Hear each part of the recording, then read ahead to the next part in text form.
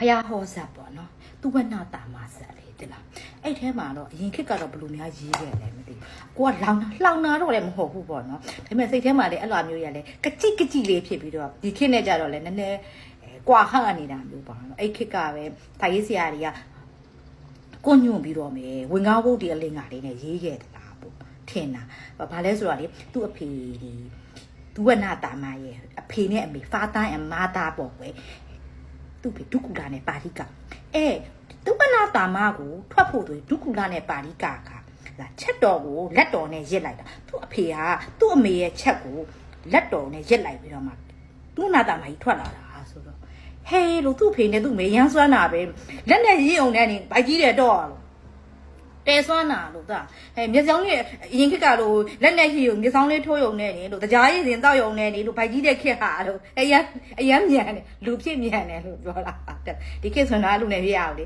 ဒါမှမဟုတ်ရင်ပဲဒီ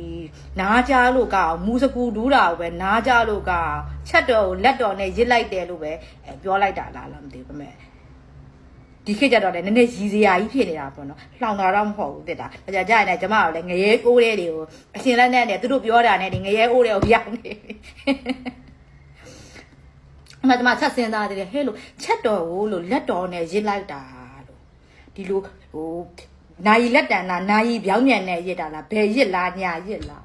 ဟုတ်ပြီလို့ရစ်တာတော့ဟုတ်သွားပြီလို့ရစ်တယ်ဆိုအင်းအပေါ်ကနေရစ်ပေးလိုက်တာလားဒါမှမဟုတ်အင်းလှန်ပြီးတော့များရစ်ပေးလိုက်တာဘယ်ချိန်မှရစ်တာလဲပေါ့အရောက်လေအရောက်စိတ်ဝင်စားတာတဲ့လားဟဲ့လို့ဒုက္ကူလာနဲ့ပါဠိကကိုလို့ဒုက္ကူလာလို့ပါဠိကကိုလို့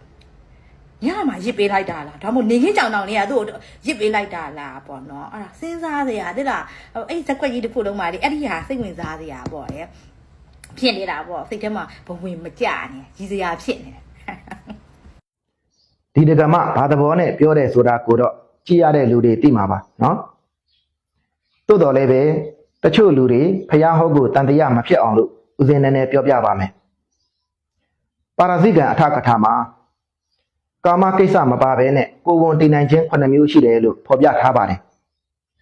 အဲ့ဒီ9မျိုးကဘာတွေလဲဆိုရင်1ယာဂစိတ်နဲ့ကိုယ်လက်နှီးနှောပွေ့ဖက်သဖြင့်တည်နိုင်ခြင်း2ယာဂစိတ်နဲ့ခန္ဓာကိုယ်ရှိအဝတ်ပစိုးတို့ကိုထိတွေ့ကင်တွယ်သဖြင့်တည်နိုင်ခြင်း3ယာဂစိတ်နဲ့တုတ်ရည်ကိုမျိုးသိမ်းသဖြင့်တည်နိုင်ခြင်း